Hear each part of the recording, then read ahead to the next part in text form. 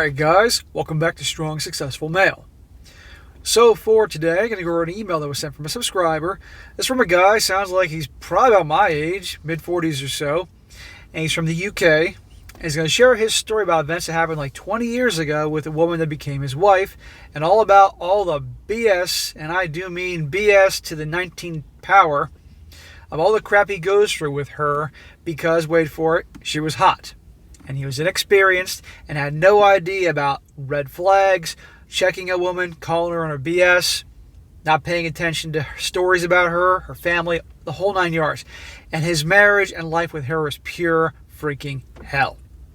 And why it's so important, guys, to listen to the stories I do in these videos, to pay attention to all these things I tell you, because otherwise you could have a fate just like him. And this guy obviously is the wiser now, and now he's doing well, and he does have the last laugh, but what he goes through is just amazing what he endures. And part of it had to do with the fact that he had kids with her, as you're going to see.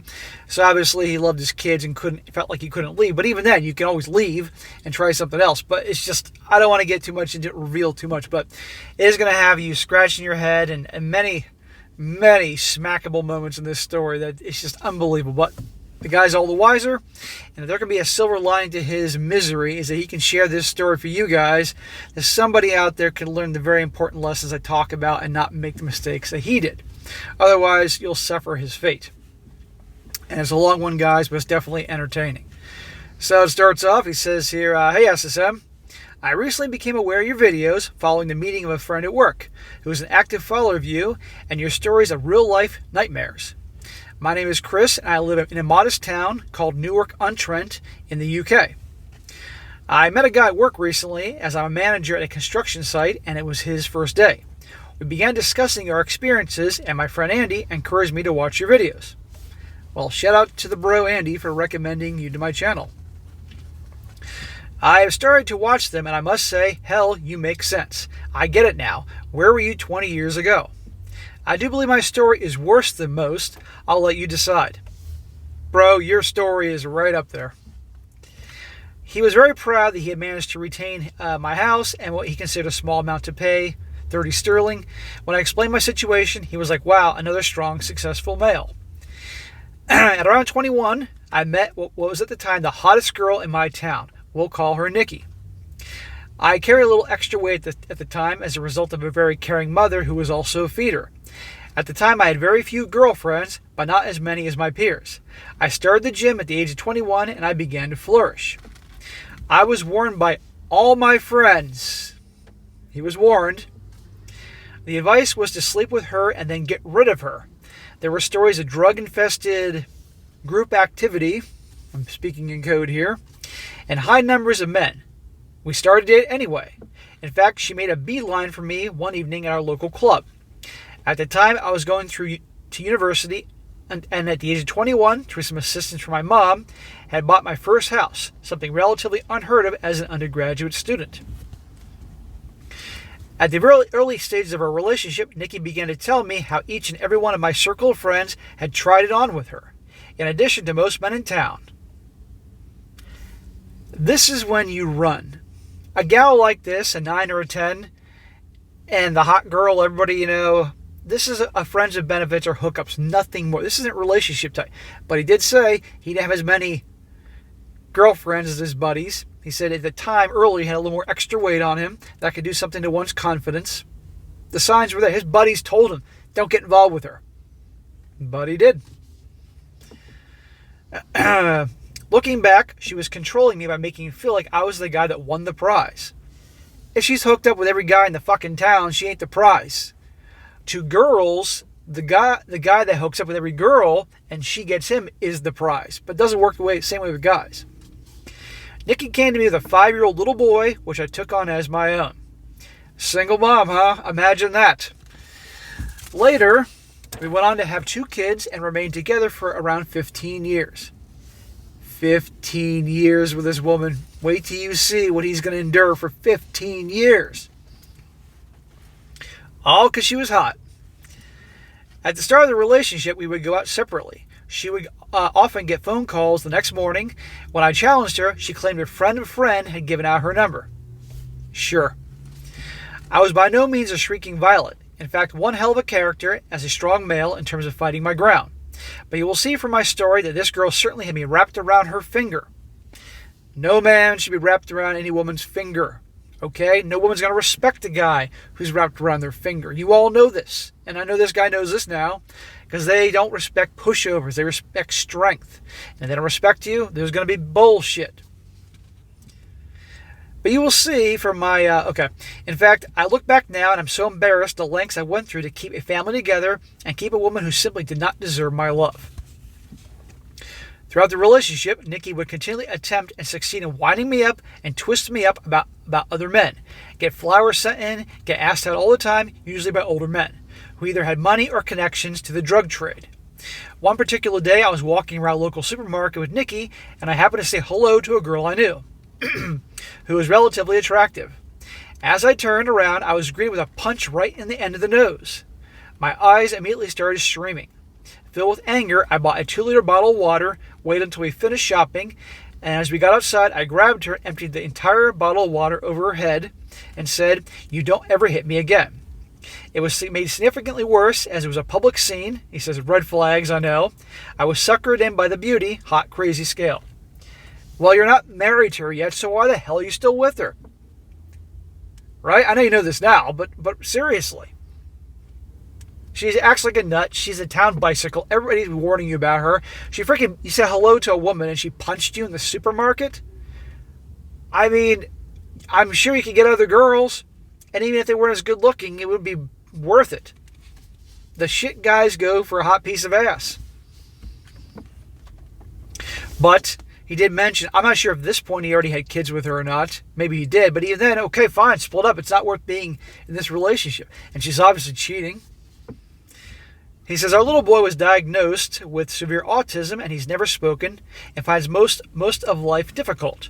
This boy needed extra care, but he was a lovely boy, very loving, happy, and affectionate. Around 5 or 6 years prior to the end of our relationship, I landed the top job at work. I was head of safety, responsible for managing 25 other safety professionals. My salary jumped from 50K to 80K sterling, pretty much overnight, and we had been occasional users of cocaine, predominantly for the increased sexual side. You should be using fucking drugs, man, especially with kids. What the hell? We had been engaged for like 9 years, having second thoughts that my mother hated this woman. You were engaged to her for 9 years? Gee, I wonder why you didn't, seal the deal. And your own mother hated her? Now, naturally, moms can be protective of their sons, but mom's right here in this situation. She convinced me 3 years prior to our separation that we must get married as it was embarrassing. Oh, your mom convinced you to get married? And it was embarrassing to her? At this time, she had been put onto the mortgage at our new home. So I thought, no, my bad. Your mom didn't do that. This Nikki character, your girl, convinced you to get married. I got you. My bad. At this time, she had been put onto the mortgage at our new home. So I thought it's not a financial move. Nikki would pretty much sit at home all day drinking. She would clean. She would stop cleaning, stop cooking tea for me, and I felt like I was on my own. Throughout the course of our relationship, I paid every single bill. The mortgage, everything. Smack. And he deserved smacks earlier, but I was just kind of focused on the story. Why can't she get a job? Said I had taken on her son as my own, and we had 2 children together, my son Harvey and my daughter Amelia. When we came to remortgage, the bank was insistent that Nikki was removed from the mortgage as she'd been running up catalog debts, none of which I knew about. Oh, she's spending money racking up debt. Shocker. So she agreed to be removed on the basis that we were married. This later was the biggest win for me, and I like to think the work of God. Towards the final 2 years, we were having a lot of domestic issues.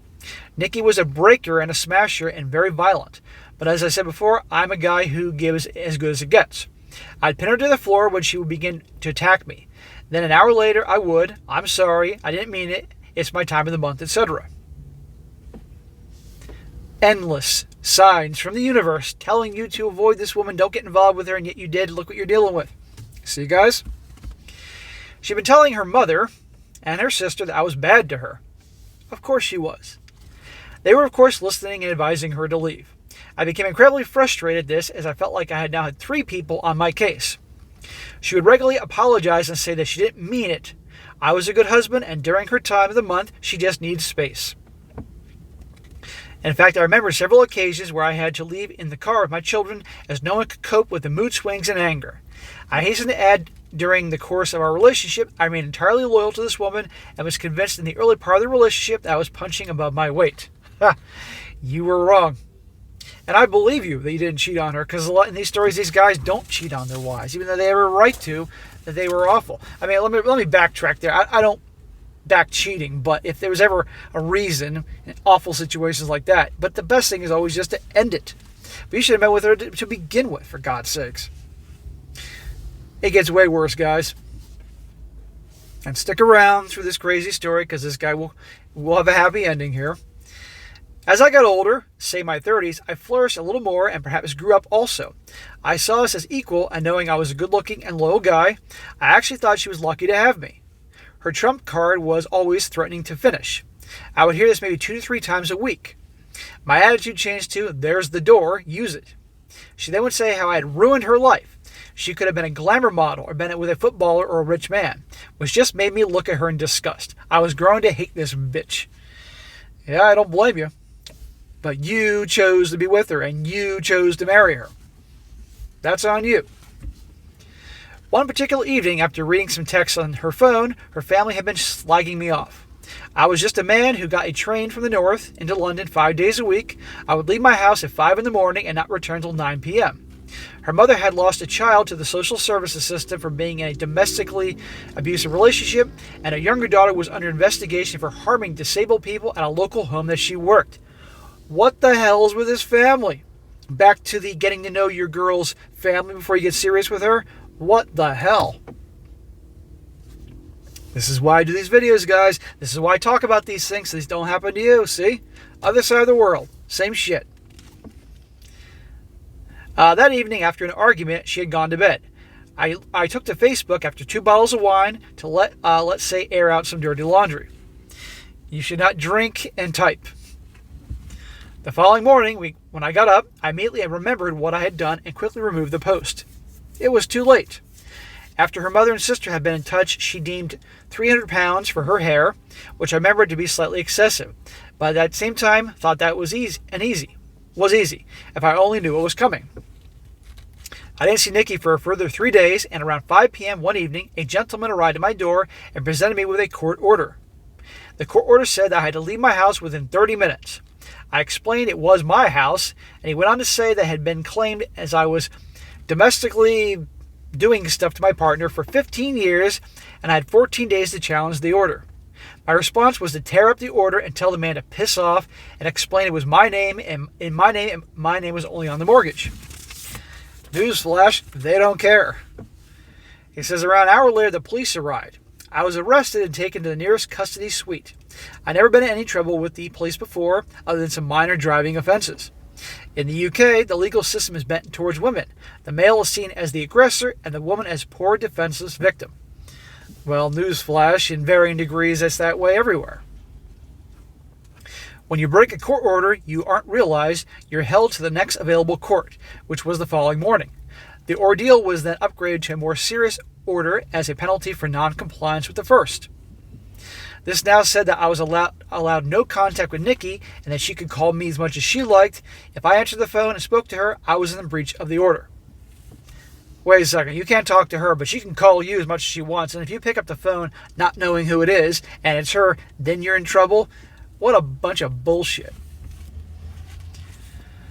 Again, why I do what I do. Around 2-3 days later, Nikki called me and said she couldn't live without me. She was sorry. It was her mom's idea and all her mom's fault. Yeah, blame the mom. No accountability. So yes, you guessed it, I moved back into my house. Smack. Leave. For God's sakes, leave. You just start over, fine, but, I mean, obviously you can't leave that second, but talk to an attorney, find out your options, and get the hell away from this nut. Around 1 to 2 days later, this was reported by her mother, and again, I was in court. The new requirements were zonal restrictions and a radius I was not allowed to go in. I decided to rent a flat and I wasn't allowed in my own house. After about a week, Nikki arrived with the kids and started to live there, as I now didn't want me to move on and meet anyone else. And you can imagine what happened next. Back in court after her lovely family reported me once again. Why do you keep taking her back? Finally, after 6 breaches, the judge said, Chris, you aren't going to listen to your orders, are you? I replied, no. I care about the love in my heart. I went to jail that day only for 10 days, but it felt like forever. The love in your heart? There's no love in her heart. My work found out about me going to prison. I began a case to dismiss me.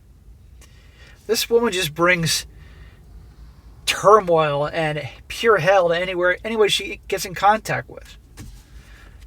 Based on several misdemeanors which they were able to find during the 8 years I spent with the business. At this point, I was suffering with depression in a bad way. I had already been encouraged to take a period of sickness, as my managing director had noticed I was suffering from stress. That's an understatement. I was very disappointed at this, as my company had a big drive on mental health and supporting its employees, but they wouldn't support their head of safety. The most embarrassing part of this whole thing is I still returned to what I thought was my wife a further 2 times after prison, was caught both times and sent back again. Smack! You are a glutton for punishment, my man. I get you have kids, and I get you love the kids and all that, but look what you're dealing with. Look what they're growing up in. You think they're going to be normal seeing all this? I know I wasn't there for all this, but based on this story, you can't blame me for my reaction. It says, in fact, one time I had put my ex's number on my phone list, and I left her $5,000 and my BMW to make sure she was okay while I was away. I guess I thought at the time she wanted to be with me. I now realize she just wanted me out of the way. You think? I had suspicions at the time that she was sleeping with one of my friends, but I never proved it. I challenged them both several times, and she swore on my children's lives that she hadn't, which I believed at the time. Smack! Some 2 years after that separation, I learned that she had slept with 3 of my friends. The 4th had actually turned her down on the basis he knew what she was doing. This was a systematic attempt to destroy my support network. Yeah, great friends, bro. Please tell me you don't talk to them again. In addition to all this, when my small town began hearing what happened, that I'd gone to prison for getting caught with her, she took to Facebook to attempt to make her look better and me worse. Of course, I ruined her on social media. Of all that stuff that happened to me, the worst was yet to come. Oh, okay, because it's been so rosy up until this point. The day I watched her sign over my son in court, she didn't believe she could move on with somebody else. With my son the way he is, and social services were all over us as a result of the domestic and police involvement, primarily my arrests. The last time I spoke to that woman, it was Christmas time, and she had met a new guy who's 20 years her senior. She found a new victim. He was 62 with a big house. I explained I was out of work and could she lend me some money to tide me over. She declined and sent me a picture of her with her new 1,000 Mulberry bag. She went on to say her new boyfriend was more caring, more loving, and more affectionate, and a lot better than me. The next victim. You should have warned this guy, but not that he'd listen. But you know what? He could deal with her. At that point, I was an absolute mess. I was on several antidepressants, had alcohol problems, and drug issues. But even with all that, at that point, I made a decision that this B word only wanted to see me suffer. Probably never loved me and was probably cheating throughout the course of the entire relationship. I 100% believe that. He goes on, I remember once at my very lowest, I was considering taking my own life. I called her and said she did everything to encourage me to go through with it, told me I was no good, the family couldn't rely on me, and it was for my best. She was encouraging you to do this? I never ended up going through with it, as I know who I was and I knew I would bounce back. When I could find mental strength and my son needed me, now more than ever. It is never worth it offing yourself for anybody. A man can bounce back. He may go through hell, but he can. And yes, your boy needed you. A short while after this, I learned that my ex-partner had been working as an escort for a local agency. I put two and two together and worked out that this is where she met her new fella, as a client. This was later confirmed to me by a family friend. The pictures were shared on social media, not by me, but my whole town now knows what a piece of scum this woman is. I'm not surprised. I'm not surprised in the least. At this point, the order still remained for contact and for the house. My mother tried to contact Nikki and asked if she would confirm that she had left the house so I could move back in. At this point, I had £25,000 in arrears, and my house was close to being repossessed. She told my mom that she would not reply to the letters from the court and that it would be repossessed. By this time, the old me had begun to emerge. I contacted the police, probation, and the court, and there was nothing they could do. So I took the bull by the horns and went back to my house, which had been vacant for over a year, and said, "Come get me." Of course, they left it till Friday as it was a bank holiday weekend. I was kept in police holding cells from Friday to Tuesday morning. Good Lord, man.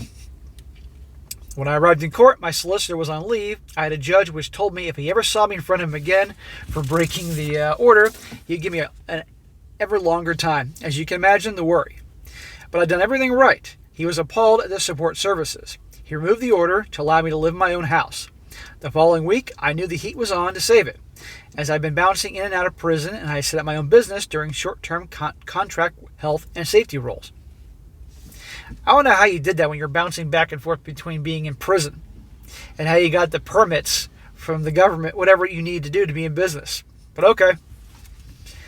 My whole house had been trashed, holes in the walls, food, rubbish strewn in the garage, a cat left to die in the house. Oh my God. As an animal lover and a cat lover, this woman needs to burn. You wouldn't let squatters there, it was that bad. Wine and large bottles everywhere. I got up one morning and said, within a week, I'll have a job. I called every agency and landed a £400 a day job, which I ended up doing for a year and a half. Paid off the arrears in full. Bought myself a used BMW, and that was more about Chris Jones's back. Shortly after, and here's the best bit, I began the divorce process only to learn that our marriage isn't legal in the UK, as we never went to the register and accepted the Greek marriage in the UK. The upshot of that is that she's entitled to absolutely nothing at all. You mean to tell me after all this shit that you actually, technically speaking, were not married to her? Now, it's wonderful in terms of your assets, but oh my God. Around a month ago, I had heard that the domestics had been ongoing between her and the older guy. Shocker. I figured, God, if you can't keep an old man happy, then you're never going to keep anyone happy. I was sent 2 cuttings of what was bags of cannabis by a police car. It turns out that her fellow had been growing an industrial-sized cannabis farm, and she'd reported him for it. Yeah, and she said she's married to him, so she gets to probably keep what isn't seized by the government. This was supported again by someone in town who had heard her screaming that she was going to grass. He is now awaiting a prison sentence, again because of my ex. I actually feel sorry for him. Like me, I'm sure he was a happy-go-lucky man who had a life drained from him. Of course, he has taken her back, and he is in store for a lot more of the same. But he did me a big favor, and he took her out of my way. This is definitely going to go down as one of the crazier stories I've ever heard about the wife from hell. Like everything in life, my ex has gotten older. She has had a lot of cosmetic work. She's no longer stunning and dropped from being a 9 to a 10 to a 7 or 8. But lesson learned for me, never ever again select a girl on the basis of looks alone. You cannot make a wife from a WHORE. You think? Well, sadly, even though she's still a 7 or an 8 and in her 40s, she's still going to get dudes, more future victims. If there's anybody that deserves to freaking get hit by a bus or something like that, it's her. Good Lord. Based on what I've told you, I've always been a strong character who can deal with most things. Prison didn't faze me, but this relationship and my actions and responses caused me to lose my job, my house, my family, my freedom, and even my own sanity at times. Since I've had a few attempts with a couple of girls, I spot a couple of red flags and I'm out of there. I've taken my time to be on my own, rebuild my life myself, and I'm happy. I see my son twice a week and travel the lengths of our country to see him. Good. I'm glad you're doing well. And for all that is sacred and holy, do not make the mistakes you made before. You see red flags, you're out of there. In fact, you shouldn't be, after that, I hereby ban you from ever getting married again. I hereby ban you from getting a relationship again. God almighty, brother. It did get a little wild after the separation, but I'm now in the strongest place I've been in my life. I haven't met the right woman yet, but I'm sure I will, but I'm in no rush, and I thank God for removing the shit from my life. After all, I wasn't going to do it. I think looking back at some of your stories, it was a red flag central from day one, but I was very young, manipulated, and blind to what was going on. Yes, you were, but I respect that you can admit that. So good, you've learned. And you're not allowed to get married. I don't want to hear about this girl one day. After this story, no. You're banned. You don't need this. Oh, no. I'm financially now better than I've ever been. Happier than I've ever been. Mentally strong and of sound mind. I own a successful business and I'm loving life again. I finished renovation of my four-bedroom detached home, which I live at alone. With no stress, no drama, and I await the perfect woman, but I'm in no rush. Smack.